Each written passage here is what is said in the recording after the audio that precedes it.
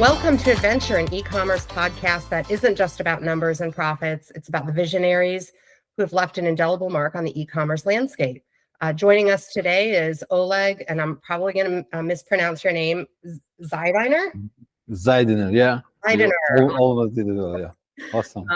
The founder, CEO, and a creative force behind aNavigator.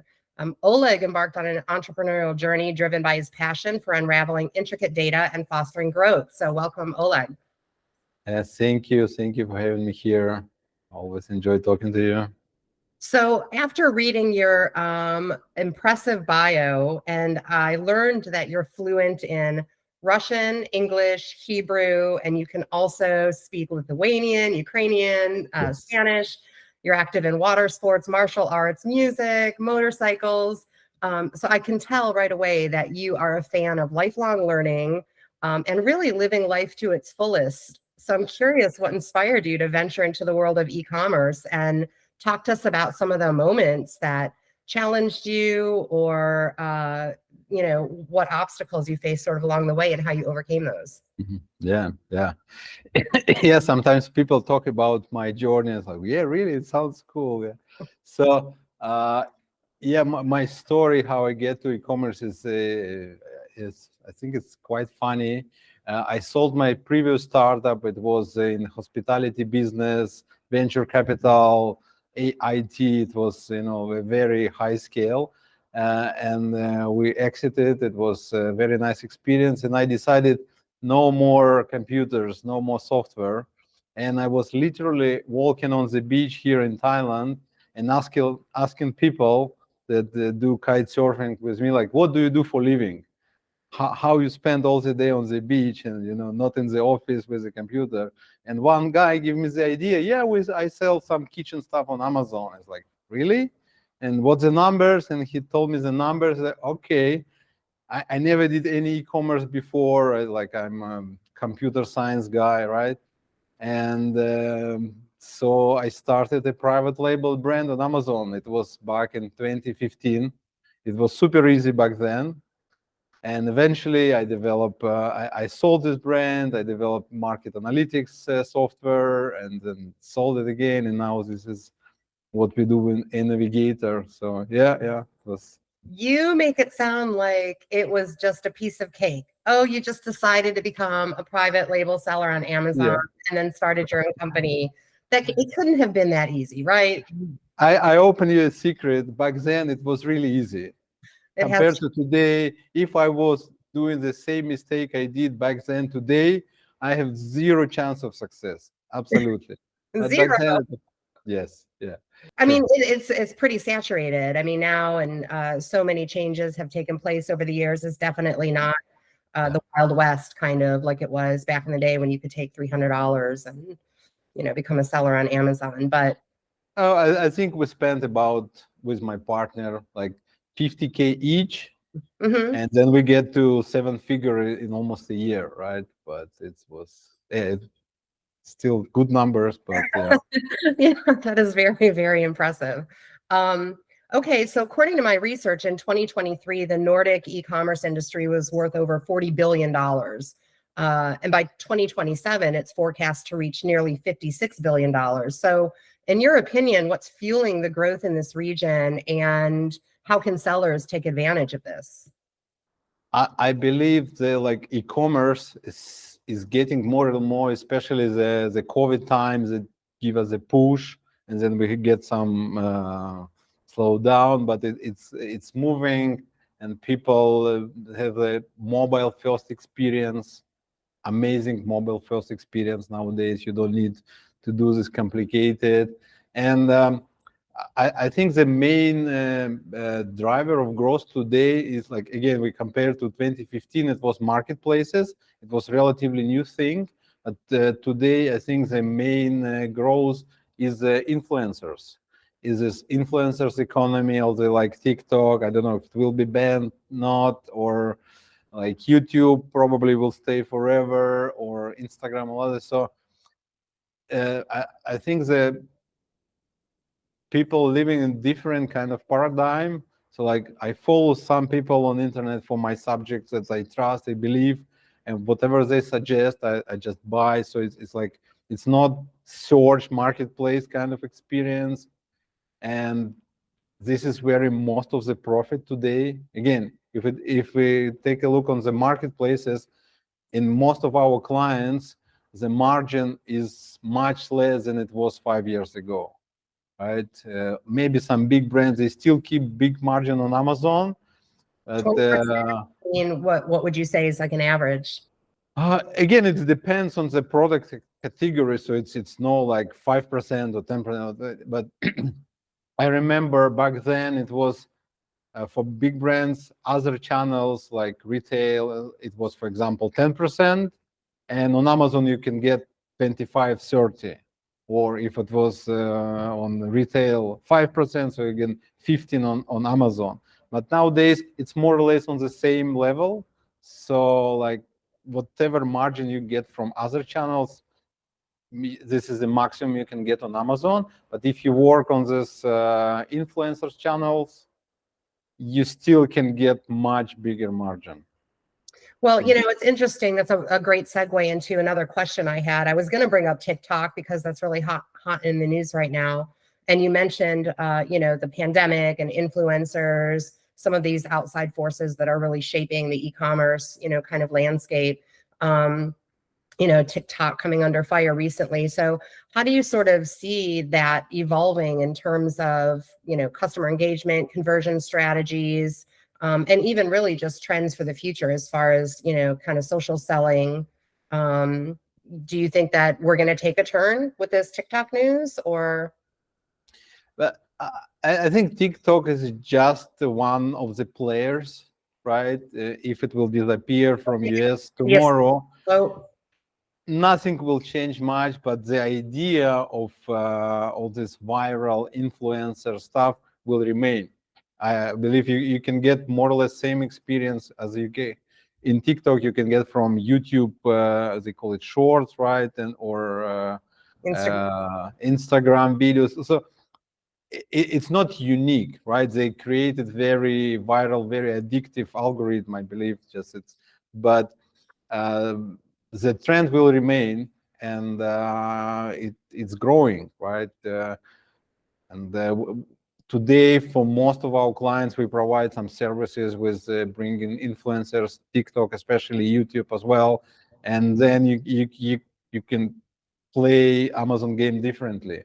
If you don't have any like external visibility, brand recognition, then you just end up doing the price wars with cheap prices directly from China producers. So it's getting like commodity, right? And if you go to this it's like people to people experience. So basically, if I buy from Amazon, okay, there is a listing page, it's maybe some video, nice, but it's not comparable with influencer experience that you can get from the modern platform like TikTok. Well, and to me, it's really almost like a trust issue, right? So instead of purchasing some product, you have no idea if it's what you need, if it's going to work, if it's a quality product. You can find somebody that's actually used it and oh, okay, this is some authenticity here, lends it some validity. I know one of the things that we've talked about in some of the other interviews I've done is just how much consumer behavior is actually shaping the e-commerce landscape. It's really driving all of these changes. And so I think that's really interesting. So as an agency, how do you kind of keep your pulse on watching consumer behavior and being able to foresee some of those trends? Yeah, it's getting harder and harder. And but all the platforms, especially TikTok today, they provide a lot of tools for agency or like content creators to follow all the trends. You can see what's the trending in your niche, and but I think it's not important to be the coolest one. It's important to be the visible one. Of course, you need to be, as they call it, like platform natural content. So like if you do it for TikTok, it should be TikTok style, right? It's Right.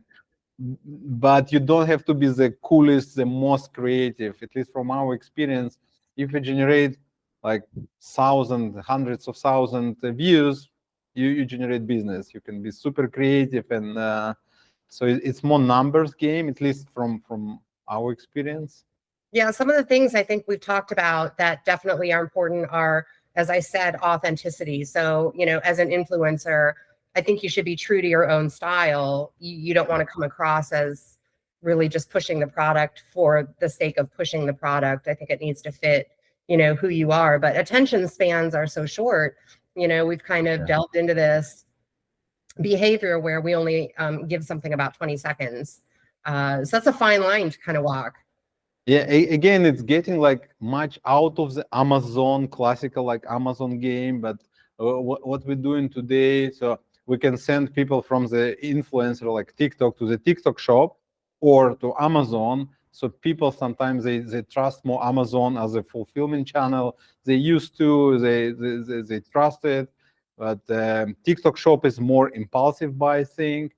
But what we find out, we're building the funnels, like classical digital marketing funnels.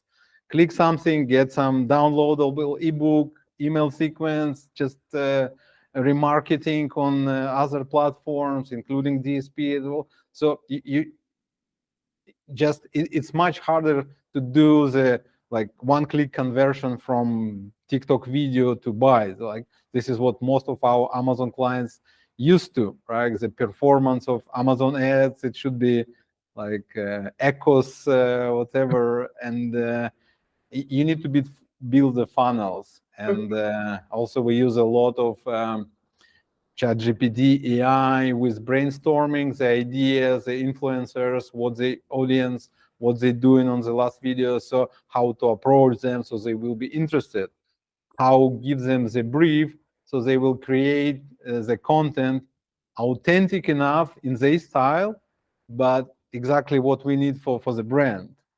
Yeah, we've heard before that it's not really for every product. It's really, where it sits in the sales funnel, it's really more for, kind of like an impulse purchase product. You're not going to sell a mattress by using an influencer on TikTok, but again, if you send the traffic directly from TikTok to Amazon, it's not for every product, for right, sure. But right. if you build the like full marketing funnel, like it works for everything, right? But Well, I know you mentioned DSP, which I think is a great time for Joe to jump in since he's our ad strategist. Yeah. Before that, I just love the way that you brought up using old school digital marketing tactics of getting people into the click funnel with TikTok. I feel like that's a good way of kind of marrying the old school and the new school. Yeah. With that, like with your clients that are coming in and you're recommending the social media and driving traffic through influencers, about what % of their budget are you putting in for influencer marketing? Yeah, I think most of our client base is like more Amazon focused, and they take all these influencers very cautiously, right? So we start small, right? We approach it like, let's do a test, right? Let's test this channel. It's like one more channel. Let's test it, 5% of the budget, not something fancy, and then do some optimization, because usually it's not working well from the beginning. It's not just super easy. So you do some few iteration, and then if they see it's working, it's like, yeah, scale, right? It's easy. But in the beginning, we usually start small, because as you mentioned, it's not for every product. It's not obvious. It's like you need to get really to the mind of the potential buyer and see the flow. And sometimes the clients, they have some ideas what the user buyer journey is, and they not always really know the client, right? And so. Yeah, absolutely. And it's the same kind of thing when we get into DSP. where people, that's one of the magic things about DSP and the Amazon Marketing Cloud, putting everything together. You don't really know, you think you have a pretty good idea of how it works, especially with Amazon being so heavy on the last touch attribution model. But then you see something like, oh, I've been running my DSP for 6 months, and I'm getting all these touch points in, and it's really a big part of my sales. And what would you say to somebody that's not using DSP as a way to get them in? What we find out is like there is a few people that never try the DSP because they don't know. And another one, they tried it in the last 5 years because Amazon was trying to push it to the big brands, and it was managed by Amazon, usually very like disaster results. So they have like trauma. No, I don't want to use it anymore. And I tried Yeah, I don't want to give you before. 50,000 for the. Yeah. So depends. What we find out, the best like things to start is abandoned cart, especially now that we can create this audience of people that put my product to the cart and didn't buy. And we can create this audience, right? And we can remarket them. And in most cases, we're able to create like amazing ROAS. And again, the budget sometimes relatively small, and they're like, this is the first thing that, okay, now I want to remarket all people that put the competitor in the basket. And so we build from the bottom of the funnel to the top of the funnel, right? And yeah. Again, the DSP is a complicated beast with a lot of issues. It's super easy to spend all the money in one day, right? But to make it profitable, it's a lot of work, actually, at least in our experience. Yeah, it's definitely become that way, right? I mean, that's thank goodness for agencies like aNavigator, because, as a new seller sort of coming into this landscape, do you have any advice, or what are some common misconceptions that most people have when they are just starting to sell? And what advice would you give them? I had a conversation with one of our very like long-time client yesterday, and we discussed like, he said like, okay, he's like clear private label guy. He started also more or less same time as I did 6-7 years ago.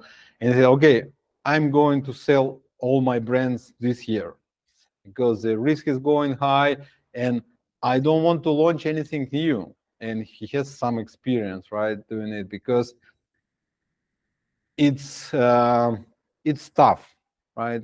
We do have new launches in 23. We launched one brand, for example.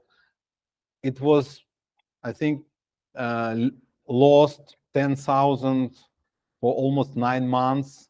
10,000. So like almost 100K minus. And then eventually Q4, it started to be like profitable, like big one. And this year, it hopefully like it's already showing well, but it's very aggressive. You need to bring a lot of cash. You need to like bring a lot of stock because you need to sell quantities, and you're going to sell it with a loss in most cases to infiltrate the market. So yeah. So new seller, be prepared for that then. Yeah. So again, it's okay. Like in most businesses, to get to the market, you need to invest, right? But you have to be clear. It's not just side hustle things that it was some years ago, right? It's a big business, and you need to be committed. And the competition is tough, and you need to. It's all about execution, and you need to have a product with a good margin. You need some diversity. You need to be different from the older market, right? So yeah. So sounds like your advice would be definitely do your product research, do all of that sort of back end stuff thoroughly. And you're right, it's not really a side hustle anymore. I think the general rule for new businesses, even outside of e-commerce, is you're not really going to be profitable in like for the first 5 years. So but sounds like to do your due diligence. Yeah. plan for those losses, don't panic.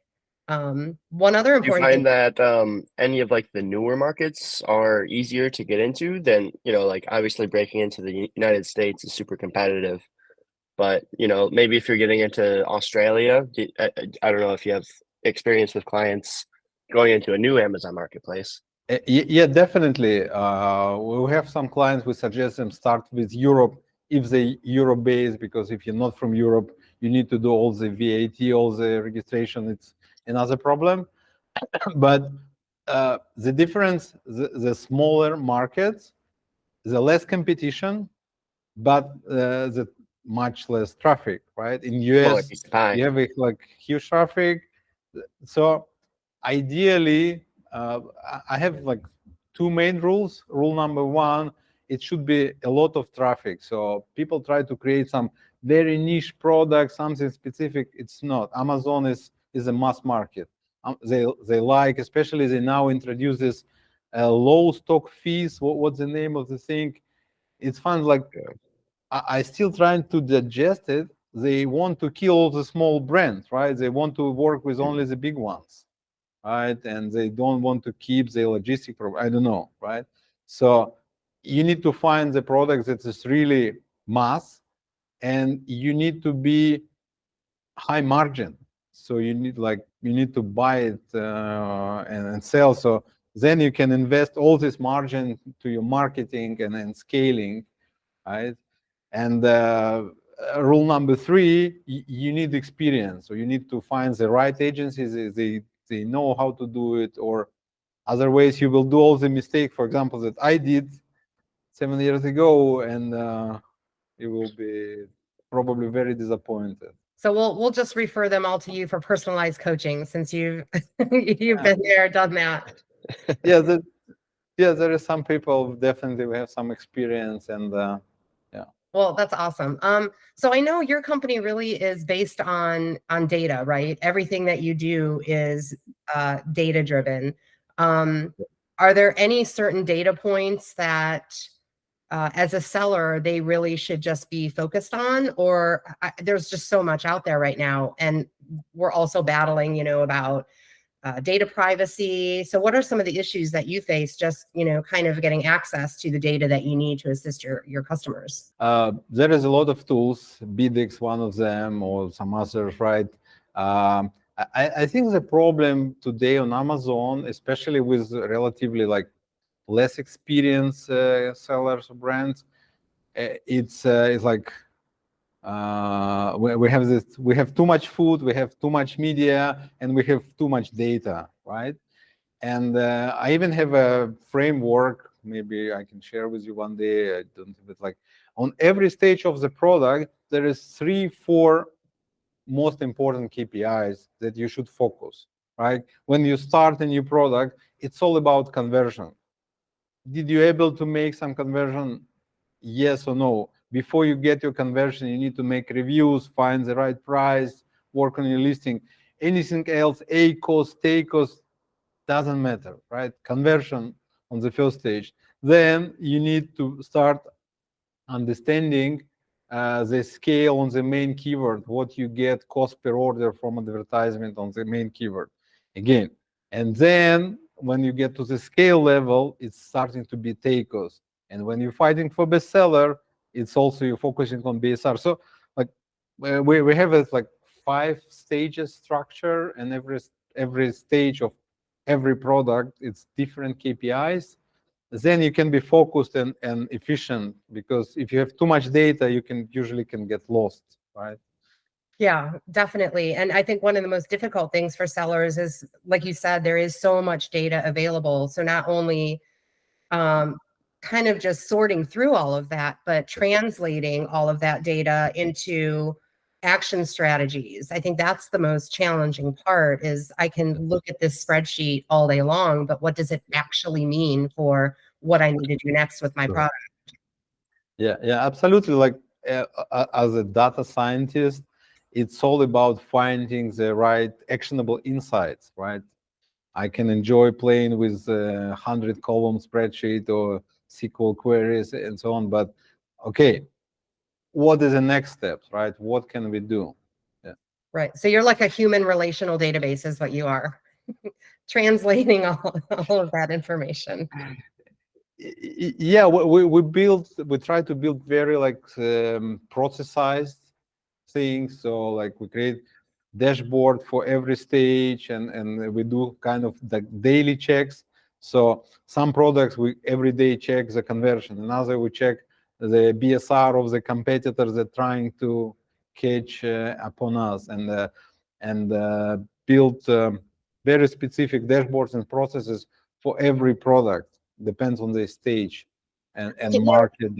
Be optimistic for me. To me, what that says is that those processes and this sort of e-commerce journey is totally able to be replicated. So Yes. there is a certain portion of it that is a black box, but for the most part, everything that you do in this business, you can replicate. Yeah, absolutely. Again, I think like 80% of what we're doing on daily basis, we have like SOPs and even junior people they joining our team, and 2 months they can do 80%. But when things going south, that you need to probably do some brainstorming and bring some like your experience, and again, you can find this 80% on the YouTube. There is a lot of courses free or Adventure podcast. You can learn a ton. yeah. But there is 80%, like anything, right? I can watch about doing I don't know, like CrossFit. I could do it at home, but when I get some injury or whatever, I need a professional guidance, right? Someone with 10 years of experience and education and so on, right? So I think same is here. There is no magic. It's super digital. It's super algorithmic, number based. Well, I'm ready to jump in. Let me just go get my 50 to 100,000 and I'll be right there. Yeah. If you have some product come, we'll dive deep and see how it works. If Joe, did you have anything? We're running a little bit up against the clock. Yeah, that's all I got for today. But I just wanted to say thank you, Oleg, for all of the input, all of the great advice, and So Oleg, did you want to take, are you working on any new projects? Is there anything that you wanted to take a minute or 60 seconds to talk about? yeah, I think our focus for this year is to do the very processized idea of the Amazon remarketing thing. And I'm creating some webinars, so you can find me on LinkedIn and see it. And also we're working very hard to do the same clear processes to create for influencers, right? So this is what we're doing.